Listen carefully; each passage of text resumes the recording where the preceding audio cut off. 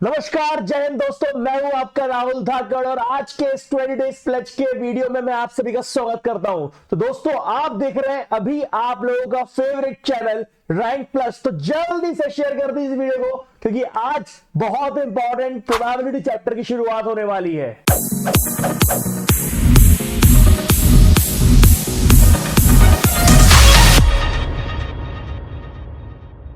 तो दोस्तों, आज डे है प्रोबेबिलिटी का पार्ट 1। कुछ भी शुरू करने से पहले मैं शुरू कर रहा हूं आज बेस थ्योरम। अब आप बोल रहे होंगे सर बेस थ्योरम तो थोड़ा बाद में आता है, आप पहले क्यों करवा रहे हो? क्योंकि यहां पे श्योर शॉर्ट क्वेश्चन बनने वाला है एग्जाम में और यहां पर हाईएस्ट वेटेज का सवाल आपको मिलने वाला है, चाहे सीबीएसई हो, चाहे हो आईसीएसई, सीआईएसई या फिर हो कोई भी स्टेट बोर्ड। आपको पता है कि भाई हर चैप्टर में बहुत सारे क्वेश्चन होते हैं, लेकिन चेकर का फेवरेट होता है प्रोबेबिलिटी का क्वेश्चन। तो दोस्तों, शुरुआत करने से पहले आज मैं आपको बता दूं कि क्या हम चाहते हैं, क्या एग्जामिनर चाहता है कि आपको एग्जाम जाने से पहले पता हो। सबसे पहले आपको पता होना चाहिए कुछ टर्म्स के नाम, जैसे कि इंडिपेंडेंट टर्म। इंडिपेंडेंट टर्म का मतलब यह होता है कि अगर दो इवेंट अकर हो रहे हो तो इसके होने या ना होने का, इसके होने या ना होने पर कोई फर्क ना पड़े। जैसे कि अगर मैं और शाहरुख बैठे हुए हैं दो अलग अलग रूम में, एग्जाम दे रहे हैं मैथ्स का, तो भाई मेरे पास या फेल होने से शाहरुख के पास या फेल होने पर कोई फर्क नहीं पड़ेगा, क्योंकि मैं किसी और रूम में एग्जाम दे रहा हूं, वो किसी और रूम में एग्जाम दे रहा है। हम लोगों का आपस में चीटिंग वाला सिस्टम नहीं है, राइट। और अगर हम लोग सेम रूम में देते हैं तो वो बन जाएगा डिपेंडेंट इवेंट, क्योंकि अब हम दोनों पास पास बैठे हुए हैं, मैथ्स के एग्जाम दे रहे हैं, तो आपके शाहरुख भाई जो है वो मेरे से कॉपी कर सकते हैं या मैं उनसे पूछ सकता हूं। तो मेरा अच्छा नंबर आएगा तो उनके भी अच्छे नंबर आने की चांसेस हैं, या फिर उनके खराब नंबर आ रहे हैं तो मेरे भी खराब नंबर आने की चांसेस हैं, क्योंकि हम लोग के बीच में कुछ ना कुछ इंटरेक्शन रहेगा। क्या मेरी बात समझ रहे हैं आप लोग? ये होता है डिपेंडेंट और इंडिपेंडेंट इवेंट। थोड़ा सा और आगे बढ़ते हैं। एक होता है म्यूचुअली एक्सक्लूसिव इवेंट। क्या होता है? Mutually exclusive event. Mutually exclusive का मतलब यह होता है कि एक अगर हो जाए, एक इवेंट अगर हो जाए, तो अगर एक इवेंट अगर हो जाए तो उसके साथ बाकी इवेंट का पता चल जाता है कि वो नहीं होंगे, एक्सक्लूड हो जाएंगे। जैसे कि अगर मैंने डाई थ्रो किया, अगर 4 नंबर आया उसमें, तो 4 नंबर आने से यह भी क्लियर हो जाता है कि 1 2 3 5 6 नहीं आए। क्या मेरी बात समझ में आ रही है? या फिर अगर 3 नंबर आ गया उसमें टॉप पर, तो इसका मतलब यह भी खत्म हो गया कि भाई 1 2 4 5 6 ये सब नहीं आएंगे। वैसे जब हम टेल या हेड को कॉइन को टच करते हैं, तो अगर हेड आ गया तो हेड आने से यह भी क्लियर हो गया कि भाई टेल नहीं आएगा, टेल आने से क्लियर हो गया हेड नहीं आएगा। तो they are called dependent event and they are called mutually exclusive event. अब यहां पर आप जो इवेंट दिख रहे हैं, उस इवेंट में क्या हो रहा है? ए और बी इस तरह से अकर हो रहे हैं कि उसमें से कॉमन एरिया भी आ गया है, ग्रीन वाला कॉमन एरिया भी आ गया है, ग्रीन वाला। अब आपको पता होना चाहिए सारी चीजें। जैसे कि अगर मैं यहां पे बोलूं कि पी ओ और बी, पी ए और बी, तो ए और बी का मतलब क्या होता है? ए और बी का मतलब हो सकता है यहां पर ये सिर्फ पी ऑफ ए। अगर ब्लू की बात की जाए तो ये सिर्फ ए और बी है, पी ऑफ ए है। अगर हम यहां की बात करते हैं रेड वाली, तो वो सिर्फ पी ऑफ बी है। लेकिन जो ग्रीन की बात करेंगे तो वो रहेगा आपका ए इंटरसेक्शन बी, मतलब ए और बी के बीच में कॉमन एरिया। सर कैसे समझाना पड़ेगा, समझ में नहीं आ रहा? तो भैया मेरी बात सुनो,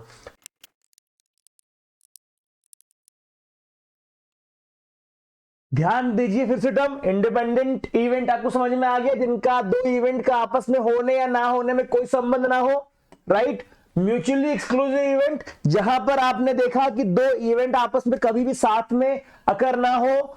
एग्जॉस्टिव इवेंट, जैसे कि प्रोबेबिलिटी ऑफ 1 आना प्लस प्रोबेबिलिटी ऑफ 2 आना, प्रोबेबिलिटी ऑफ 3 आना, प्रोबेबिलिटी ऑफ 4 आना, प्रोबेबिलिटी ऑफ 5 आना और प्रोबेबिलिटी ऑफ 6 आना। ये 6 इवेंट ही होते हैं आपके एक डाई के थ्रो करने में, और ये 6 इवेंट को अगर सम कर दूं तो 1 आ जाता है। इसको बोलते हैं एग्जॉस्टिव इवेंट, राइट। इसको बोलते हैं एग्जॉस्टिव इवेंट, या फिर इसको बोलते हैं हम लोग टोटल प्रोबेबिलिटी। एग्जॉस्टिव मतलब पूरा का पूरा इवेंट एग्जॉस्ट हो गया, इसके अलावा कोई और इवेंट होने की कोई संभावना नहीं हो, राइट। और वैसे ही आप यहां देखिए what is A minus B. A minus B मतलब होता है कि आपने पूरे ए वाले पार्ट में से बी को हटा दिया, तो this part is called A minus B.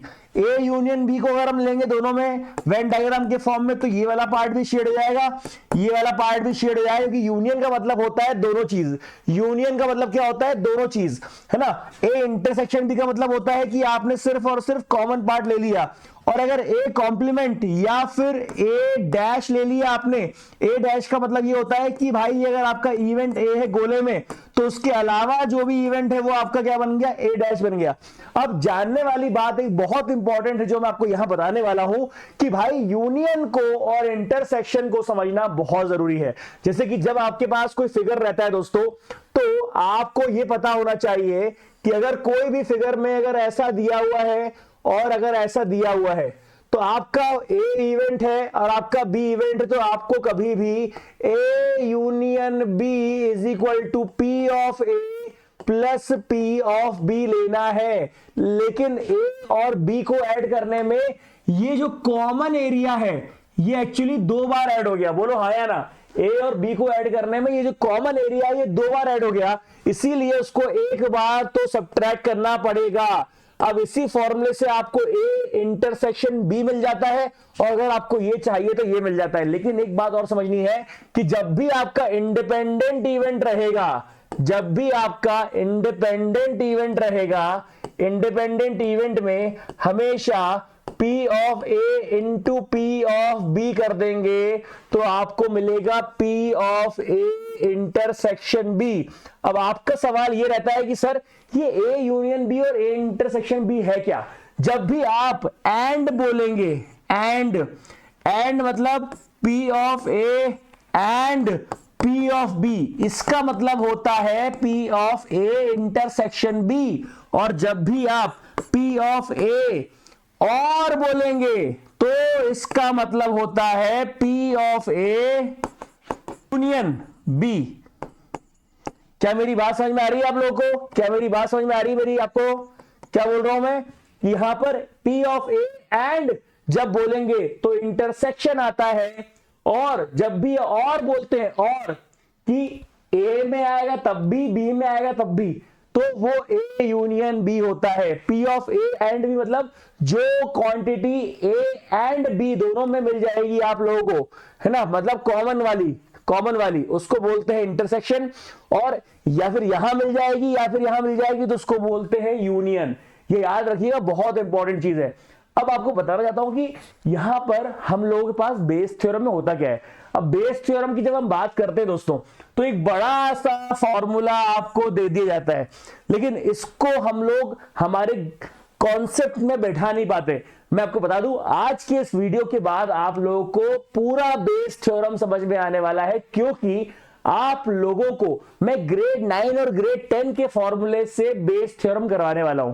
वो फॉर्मूला क्या था? वो फॉर्मूला था number of favourable outcome divide by number of total outcome is equal to probability of an event, right. अब आप बोलोगे कि सर ये तो बहुत बचपन का फॉर्मूला बता दिया आपने, बेस थ्योरम तो बहुत 5-5-6 नंबर का सवाल आता है, कैसे करेंगे उस सवाल से? मैं आपको बता दूं, हर एक सवाल करके देखेंगे हम लोग आज यहां पे, और आपको क्लियर होगा कि किस तरह से बेस थ्योरम भी ग्रेड 9 और ग्रेड 10 के फॉर्मूले से सॉल्व होता है। तो जल्दी से शेयर कर दीजिए वीडियो अगर आपको ये वाले सारे क्वेश्चन करने हैं एग्जाम में भी। तो फर्स्ट क्वेश्चन में दिया हुआ है कि भाई bag 1 contains 2 white 3 red and bag 2 contains 4 white. अब आपको समझ में आना चाहिए कि यार जितनी भी चीज दी हुई है आपको विजुअलाइजेशन के फॉर्म में लेके आनी है। विजुअलाइजेशन का मतलब ये होता है कि आपने बोला कि सर ये है आपका बैग 1 और ये है आपका बैग 2। इतना अच्छे से आप बनाओ ताकि हर चीज आपको क्लियर दिखे। अब भैया ये बोल रहा है 2 व्हाइट, तो आपने बोल दिया 2 व्हाइट 3 रेड, ओके। अब ये बोलता है bag is taken at random. अच्छा, 2 बैग सामने रखे हुए हैं और दोनों में से एक bag, a bag is taken at random, दोनों में से एक बैग चूज करना है। तो आपको पता होना चाहिए कि जब 2 बैग होते हैं तो एक बैग को चूज करने की प्रोबेबिलिटी 1/2 होती है। 3 बैग होते हैं तो एक बैग को रैंडमली चूज करने की प्रोबेबिलिटी 1/3 होती है। 6 बैग सामने रखे हुए हैं तो एक बैग को चूज करने की प्रोबेबिलिटी 1/6 होती है। बोलो हाँ या ना, क्लियर है। अब यहां पर आपके पास 2 बैग रखे हुए हैं, ठीक है, आपने बोल दिया कि इस बैग को चूज करने की प्रोबेबिलिटी 1/2, इस बैग को चूज करने की प्रोबेबिलिटी 1/2, राइट। अब बात करते हैं थोड़ा सा आगे, अब क्वेश्चन पे आते हैं।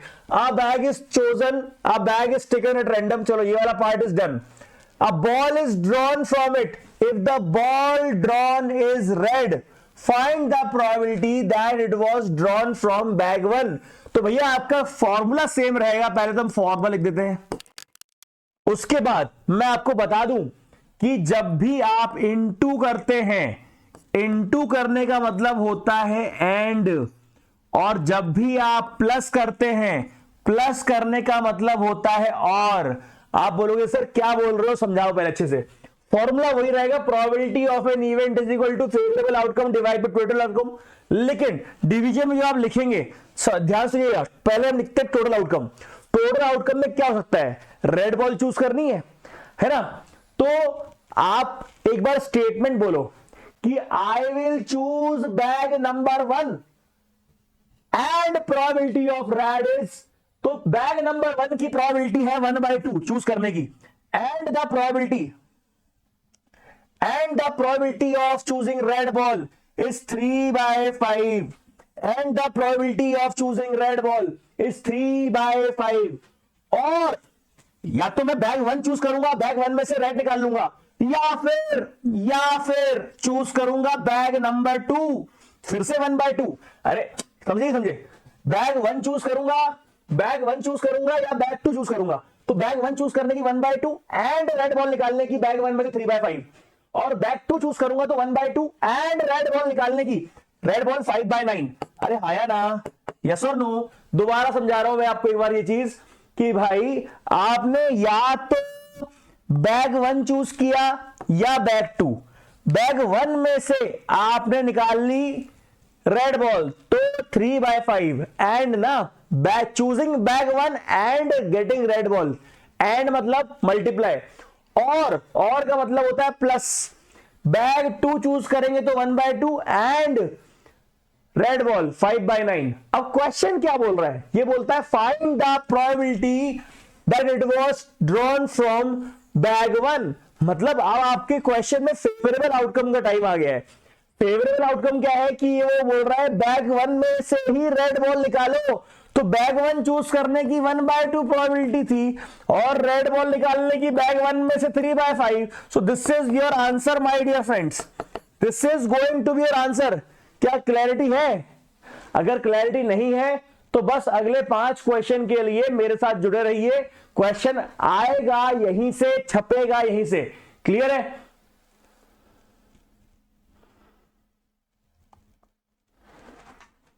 सो answer is going to be 27/52। Check कर लीजिए। मूव करते हैं अगले क्वेश्चन पे। There are 2 groups of subjects, one of which consists 5 science and 3 engineering subjects, right? And other consist of, ध्यान सुनिएगा, यहां पे आपके पास पहले तो 2 ग्रुप हैं, क्लियर है। अब 2 ग्रुप में आपने बोला कि पहला क्या है, 5 साइंस 3 इंजीनियरिंग, राइट। अब अदर कंसिस्ट ऑफ 3 साइंस और 5 इंजीनियरिंग, राइट। अब यहां पे an unbiased die is rolled, एक अनबायस्ड डाई को रोल किया गया, एक अनबायस्ड डाई को रोल किया गया। ध्यान सुनिएगा। अब इफ नंबर 1 और 6 टर्न अप, 1 और 6 6 आउटकम होते हैं डाई थ्रो करने में। अगर 1 और 6 आएगा तो a subject is to be selected from the first group. मेरी बात समझ रहे हो? 1 और 6 जब आएगा तो हम इस वाले ग्रुप को चूज करेंगे, right. Otherwise the subject is select from this group, मतलब 2, 3, 4, 5 ये आपके चूज करने की प्रोबेबिलिटी हुई। तो जिस तरह से पिछले क्वेश्चन में बैग 1 और बैग 2 चूज करने की प्रोबेबिलिटी बिल्कुल बराबर बराबर थी, मतलब 1/2 थी, यहां पर उन्होंने चूज करने की प्रोबेबिलिटी भी चेंज कर दी। इसको चूज करने की प्रोबेबिलिटी है 2/6 और इसको चूज करने की प्रोबेबिलिटी है 4/6। क्या मेरी बात समझ में आ रही है?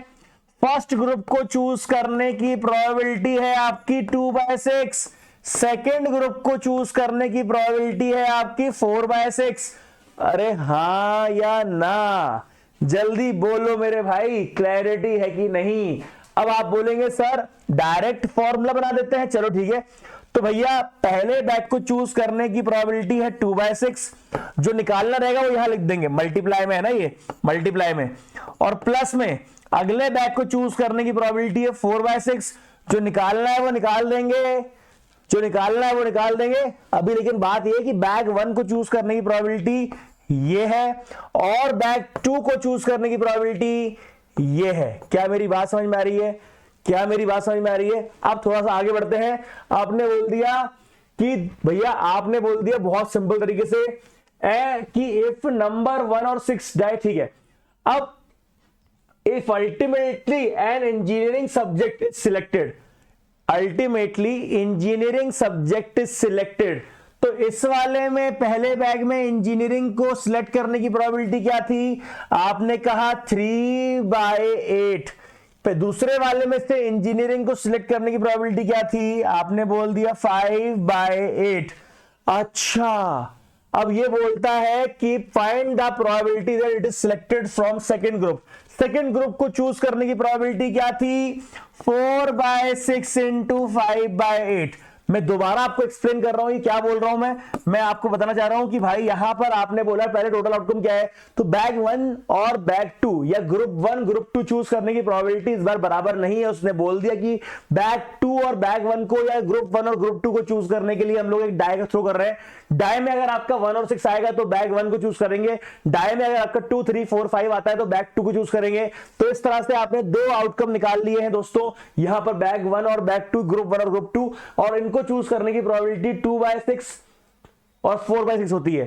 2/6 पे इंजीनियरिंग क्या होगा ये निकाल लिया, 4/6 पे इंजीनियरिंग क्या होगा ये निकाल लिया, और आपको चूज करना है बैग 2 से, तो आपका आंसर हो गया। राइट? क्या मेरी बात समझ में आ रही है ना? अभी आप लोगों को सिर्फ और सिर्फ पहले 5 सवाल ही देखने हैं अच्छे से, और पहले 5 सवाल में आपका जो आंसर है वो आपको बिल्कुल क्लियर हो जाएगा। राइट? और what is the answer? Answer is going to be 10/13। I hope it is clear.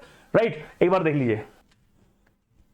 अब ये बोलता है थर्ड क्वेश्चन में, an insurance company insured 1500 scooter.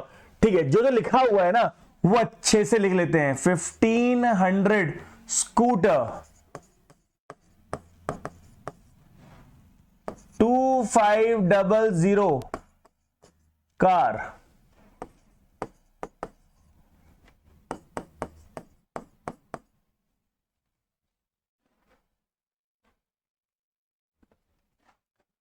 आप ध्यान सुनिएगा।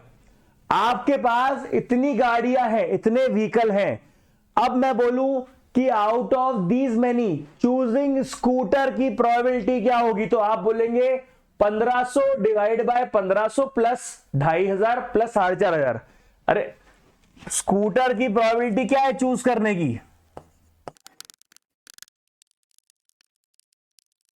Yes sir no? ये हमने निकाल ली स्कूटर को चूज करने की प्रोबेबिलिटी, कार को चूज करने की प्रोबेबिलिटी, ट्रक को चूज करने की प्रोबेबिलिटी, पहली चीज। अब ये बोल रहा है कि ठीक है, चूज तो कर लिया अपन ने व्हीकल, अब स्कूटर से एक्सीडेंट होने की प्रोबेबिलिटी है। It means choosing scooter and being accidented. तो भाई चूज तो कर लिया, इसी में जब 0.01 मल्टीप्लाई कर देंगे तो स्कूटर के एक्सीडेंट की निकल जाएगी, इसी में जब 0.02 को मल्टीप्लाई कर देंगे तो कार के एक्सीडेंट की निकल जाएगी, इसी में 0.04 को मल्टीप्लाई कर देंगे तो आपके ट्रक के एक्सीडेंट की प्रोबेबिलिटी निकल जाएगी। इसका मतलब चूजिंग स्कूटर, और में आएगा कार, और में आएगा ट्रक, लेकिन एक्सीडेंट मतलब क्या होगा? चूजिंग स्कूटर एंड एक्सीडेंट, तो 0.01 multiply, choosing car and accident, तो इस वाले में 0.02 मल्टीप्लाई। मेरी बात समझ में आ रही है? क्या मेरी बात समझ में आ रही है? राइट, ध्यान से देखिएगा, ये मैंने पूरे के पूरे टोटल प्रोबेबिलिटी निकाल दी है। आप इसको देख पा रहे होगे अच्छे से कि भैया either this will happen, plus में लगा हुआ है, और दिस विल हैपन, प्लस में लगा हुआ है, और this will happen. This into में लगा हुआ है, मतलब स्कूटर अगर मिलेगा आपको तो into accident, choosing this and accident, choosing this and accident. इसको सॉल्व करके आप इस तरह लिख सकते हैं, राइट। अब ये बोल क्या रहा है, इफ, ये भी क्या है, सब टोटल प्रोबेबिलिटी है, फेवरेबल ढूंढते क्या है, if one of the insured person meets with an accident, okay, find the probability that he is scooter driver. तो स्कूटर ड्राइवर का तो पहले से ही क्लियर है ना आपको, ये था आपका स्कूटर, ये था आपका स्कूटर, ये था आपका कार, और ये था आपका ट्रक, राइट। तो ये आपने स्कूटर ड्राइवर का निकाल लिया तो कितना आ गया, यहां पर आ गया ना ये 1500 डिवाइड बाय 8500 इंटू 0.01, यहां पर करेंगे तो ये आएगा 3/7 into 0.01। Favourable outcome divide by total outcome आपका इस तरह से आ गया। अब क्या मेरी बात समझ में आ रही है? अब इसका आपको सिर्फ और सिर्फ कैलकुलेट करके आंसर निकालना है, and that answer is 3/49. So this is your final answer. Please check it out. Now next question. Again वो बात कर रहा है बैग के बारे में, तो भाई क्यों ना एक बढ़िया सा बैग बना दिया जाए, इनफैक्ट 2 बैग बना दिया जाए। तो यहां पर बोल रहा है कि bag number 1, bag number 2, this is bag 1, this is bag 2। ये बोलता है कि ग्रुप 1 कंसिस्ट 3 बैग्स। अच्छा ठीक है, अब ये 2 ग्रुप है, 2 ग्रुप में क्या बोल रहा है, 3 बैग हैं, each containing 5 green 3 blue. Okay, इसमें क्या है कि टोटल कितने बैग हैं, टोटल इसमें 3 बैग्स हैं, 3 बैग्स, सब में आपके 5 ग्रीन बॉल हैं, 3 ब्लू बॉल हैं, right. Group 2 consist 2 bags, okay, 2 bags, और यहां पर बोल रहा है each containing 2 green and 4 blue balls. अब ये बोलता है बैग हैज बीन सिलेक्टेड। मेरी बात ध्यान से सुनिएगा, यहां पर बैग जो है, यहां पे 3 है, यहां पे 2 बैग हैं, ग्रुप अलग अलग हैं, ग्रुप अलग अलग हैं, पर बैग को चूज करने की प्रोबेबिलिटी बहुत ध्यान से निकालनी पड़ेगी, बैग को चूज करने की प्रोबेबिलिटी बहुत ध्यान से निकालनी पड़ेगी।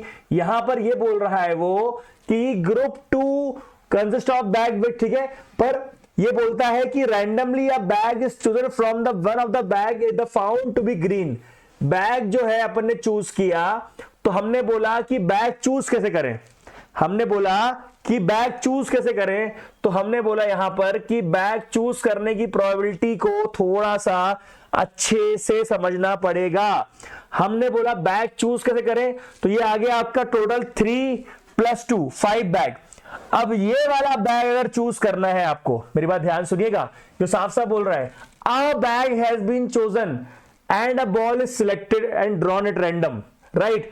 तो बैग चूज करने की प्रोबेबिलिटी जो आपकी रहेगी वो रहेगी आपकी 3/5।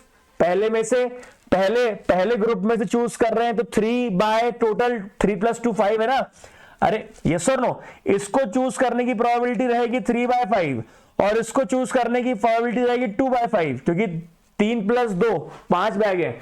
अब इसमें से कौन सी बॉल निकालनी है आपको, ग्रीन बॉल निकालनी है, तो ग्रीन बॉल चूज करने की प्रोबेबिलिटी रहेगी 5/8। आइदर दिस विल हैपन और दिस विल हैपन। यहां पे ग्रीन बॉल चूज करने की प्रोबेबिलिटी क्या रहेगी 2/6। पर find the probability that green ball has been drawn from bag group 2, bag of group 2। Group 2 का क्या है, ये वाला 2/5 into 2/6. So this is going to be your answer. This is going to be your answer. क्या मेरी बात समझ में आ रही है? This is going to be your answer and answer is going to be 16/61. Check this out. क्या मेरी बात समझ में आ रही है? अभी अपन सिर्फ और सिर्फ कॉन्सेप्ट पे काम कर रहे हैं, मैं आपको बता दूं आगे बढ़ने से पहले कि इसमें बहुत सारी थ्योरी लिखनी पड़ती है कि आपने किसको इवेंट 1 लिया, किसको इवेंट 2 लिया, वो लिखना पड़ता है, वो आपको बताऊंगा। लेकिन फिलहाल हम सिर्फ और सिर्फ कॉन्सेप्ट पे काम कर रहे हैं ताकि हमारा आंसर जो आना है वो पहले श्योर हो जाए कि हमारा सही आंसर आ रहा है। ठीक है, बात करते हैं यहां पे। A letter is known to have come either from Tatanagar और Kolkata on the envelope only the 2 consecutive letter TA are visible.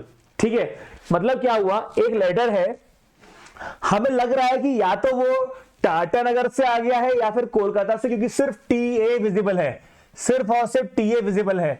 What is the probability that letter come from Kolkata, what is the probability that it is come from Tatanagar, right. तो भैया सीधी बात यह है कि अगर दोनों या तो यहां से आएगा या तो यहां से आएगा, तो टाटानगर से आने की प्रोबेबिलिटी 1/2, कोलकाता से आने की प्रोबेबिलिटी 1/2, राइट। ओके, तो अब ध्यान देने वाली बात यह है कि आपके पास कोलकाता में 7 लेटर से बनके कोलकाता बनता है और 9 लेटर मिला के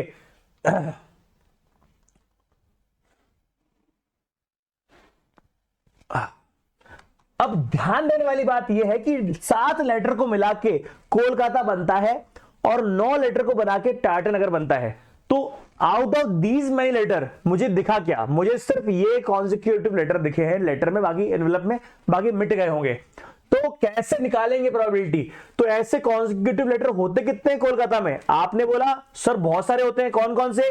KOOL, LK, KA, TA, देखते हैं कितने होते हैं ग्रुप। तो कॉन्सिक्यूटिव लेटर के ये कॉम्बो, कॉन्सिक्यूटिव लेटर के ये कॉम्बो पॉसिबल है। अब आप बोलोगे सर ये कितने कॉम्बो है? तो आपने बोला 6 ग्रुप्स। ये टोटल कितने ग्रुप्स है? 6। अब 6 में से आपको क्या मिल गया था? वहां पे टीए मिल गया था। क्या मिल गया था? टीए। तो क्या प्रोबेबिलिटी टी आने की? तो आपने बोला 1/6 और यहां पर टीए मिल गया था और टीए यहां पर कितनी बार आया है? टीए यहां पे 2 बार आया है। तो इसकी प्रोबेबिलिटी कितनी जाएगी कि 8 ग्रुप बन रहे हैं आपके, 8 ग्रुप। तो यहां पर हो गया 2/8। अच्छा, तो सर इस तरह से निकालते हैं? जी हां, यहां पर आपने बोला डैडी कि P ऑफ E की जो प्रोबेबिलिटी है वो कुछ इस प्रकार रहेगी कि यहां पर आपने बोल दिया कि सबसे पहले चूज करना कि टाटानगर से आया है तो उसकी प्रोबेबिलिटी रहेगी 1/2, है ना। और 1/2 में से कितने कॉम्बो बनते हैं आपके? 1/6 मल्टीप्लाई में, प्लस कोलकाता से आया है, टाटानगर से आया है, दोनों की प्रोबेबिलिटी निकालनी पड़ेगी। तो एक 1/2 इंटू 2/8, है ना। अब ये क्वेश्चन डिपेंड करता है आपके क्या पूछा गया है। ये बोलता है कोलकाता से आने की प्रोबेबिलिटी कितनी है, तो कोलकाता से आने की प्रोबेबिलिटी दी हुई है आपको 1/2 इंटू 1/6। और अगर आपको निकालना है टाटानगर से प्रोबेबिलिटी कितनी है, तो रेस्ट विल बी सेम। ऊपर न्यूमरेटर का चेंज हो जाएगा, numerator is going to be this,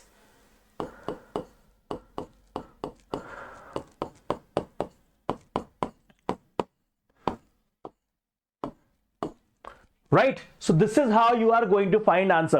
Please let me know if this thing is clear to you, right? आपको सिर्फ और सिर्फ बचपन वाला formula favourable outcome divide by total outcome यहां पे लगाना पड़ रहा है, राइट? स्टार्ट कॉपिंग।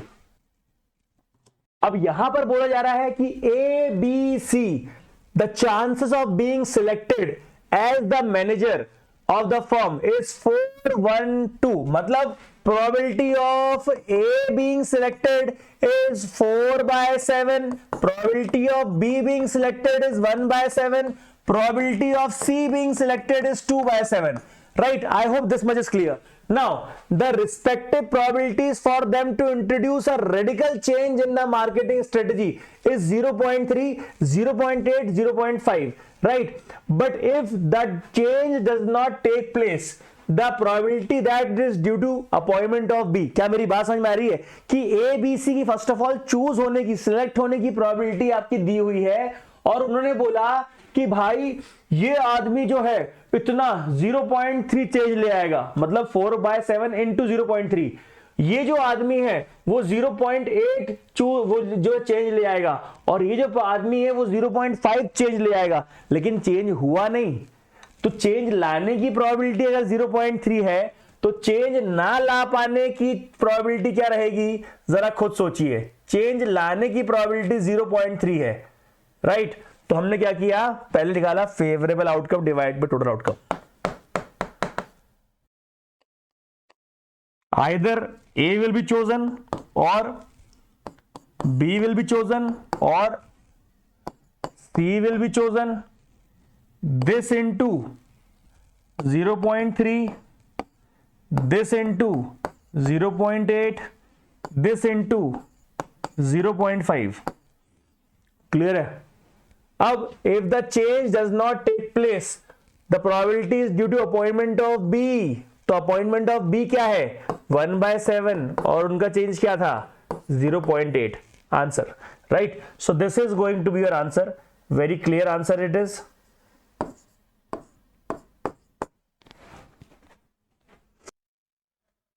नाउ यहां पर आपको सवाल ये कि बैग एक ही है, 3 ग्रीन और 7 व्हाइट है, राइट। 3 ग्रीन और 7 व्हाइट। अब बोल रहे हैं कि 2 बॉल को ड्रॉ किया गया एक एक करके at random without replacement. Without replacement मतलब कि जब एक बॉल निकाली तो 10 में से अब सिर्फ सैंपल स्पेस 9 बॉल का बचेगा, ठीक है। अब what is the probability that first ball drawn is also green. अब आप बोलेंगे सर क्या बोल रहा है ये बोल रहा है आपसे, इमेजिन करिए क्या बोल रहा है ये बोल रहा है कि पहली बार आपने निकाला तो आपके पास यहां पे 2 आउटकम आएंगे। कौन कौन से आउटकम आएंगे, या तो ग्रीन बॉल आएगी आपके पास या फिर आएगी आपके पास व्हाइट बॉल। ग्रीन बॉल की प्रोबेबिलिटी क्या रहेगी आपकी 3/10 और आपके पास व्हाइट बॉल की प्रोबेबिलिटी क्या रहेगी 7/10। क्लियर, 2 ऑप्शन है। अब 2 ऑप्शन में हम बात कर रहे हैं कि भाई ये तो पहली बॉल है, फर्स्ट बॉल, फर्स्ट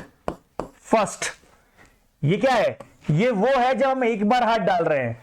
लेकिन आपको समझ में आ रहा है कि यहां पर 2 बॉल्स निकाली जा रही हैं एक एक करके। तो पहली बार हाथ डाला तो या तो ग्रीन आएगी या तो व्हाइट आएगी। अगली बार जब हाथ डालेंगे तो क्या आएगा, अगली बार हाथ डालेंगे तो क्या आएगा। आप बोलेंगे सर इसको बहुत ध्यान से बनाना पड़ेगा आपको, क्योंकि अगली बार जब हाथ डालेंगे तो आपके पास अगर पहली ग्रीन आई थी तो 3/10, अगर पहली ग्रीन आई थी तो अगली एंड मतलब मल्टीप्लाई है ना, अगली भी आपकी ये कौन सी बोल रहा है, सेकेंड बॉल इज ग्रीन। समझ रहे हो मेरी बात, अगली ग्रीन कैसे आएगी, तो ग्रीन 3 में से 2 बची और यहां 10 में से 9 बचा, आया ना, और 7/10। अगर पहली आपकी व्हाइट आई थी और आपको अगली ग्रीन चाहिए तो ये आपका ग्रीन में कोई चेंज नहीं आएगा, ये 3 रहेगा पर यहां 9 आएगा। क्या मेरी बात समझ में आई। ये वो वाला केस है जो पहली आपकी ग्रीन आई और अगली भी ग्रीन आई, मतलब ये G into G वाला केस है। ये वो वाला केस है जब पहली आपकी व्हाइट आई थी और अगली तो आपको ग्रीन आनी ही आनी है ना। तो ये आपका केस है। तो what is the probability that the first ball drawn is also green. तो आपको पता है कि टोटल प्रोबेबिलिटी क्या रहेगी, आपकी प्रोबेबिलिटी ऑफ एन इवेंट की क्या रहेगी, आइदर दिस विल हैपन और दिस विल हैपन। बोल रहा है ये प्रोबेबिलिटी, फेवरेबल आउटकम क्या बोल रहा है कि first ball is also green. तो ये ग्रीन वाला केस तो यही था ना नीचे वाला, तो 3/10 into 2/9। आई होप आपको समझ में आ गया होगा कि मैं दूसरी बार हाथ डाल रहा हूं और पहली बार में ग्रीन आया था तो इसलिए 3 की जगह ग्रीन अब 2 बची, 10 की जगह 9 बची बॉल, वो तो अच्छी बात है, पर ग्रीन भी पहले 3 थी तो अब 2 बची, राइट। तो this is going to be answer, right. Now let's move to next question. अब यहां पे फिर से बैग वाला केस आ गया है, bag 1 contains this, bag 2 contains this. अब यहां पर बोला गया है कि 1 ball is transferred from bag 1 to 2। ये हम बना लेंगे, पहले बैग 1 और बैग 2 को प्रॉपर विजुअलाइजेशन कर लेते हैं। दोस्तों आपको यहां पे समझ में आ रही है एक चीज कि यहां पर बैग 1 से बैग 2 में एक बॉल ट्रांसफर की गई है। अब ये जो बॉल यहां से गई है ये या तो व्हाइट बॉल होगी या तो ब्लैक बॉल। क्या मेरी बात समझ में आ रही है, या तो व्हाइट बॉल या ब्लैक बॉल। व्हाइट बॉल जाएगी तो ये 4 से 5 हो जाएगी और अगर ब्लैक बॉल जाएगी तो ये 5 से 6 हो जाएगी। तो यहां पर बहुत ध्यान से सॉल्व करना पड़ेगा हम लोगों को, राइट। तो केस क्या बना, फर्स्ट केस ये बना कि white ball is transferred from bag 1 to bag 2, and second case क्या बना कि black ball is transferred from bag 1 to bag 2। तो आपके पास यहां पर जो आउटकम है वो किस तरह का रहेगा? तो ब्लैक बॉल की चूज करने की प्रोबेबिलिटी क्या थी यहां बैक वन में? आपने बोला ब्लैक बॉल को चूज करने की 4/7 और व्हाइट बॉल को चूज करने की 3/7। क्लियर ना? और मेरी बात ध्यान सुनिएगा कि आपको चूज क्या करना है सेकंड बैक से? आपको चूज करना है व्हाइट बॉल बैक 2 से। अब अगर मैंने ब्लैक बॉल ट्रांसफर करी होगी तो ए क्या होता है? A is choosing white ball from bag 2, है ना? अब ये क्या होता है?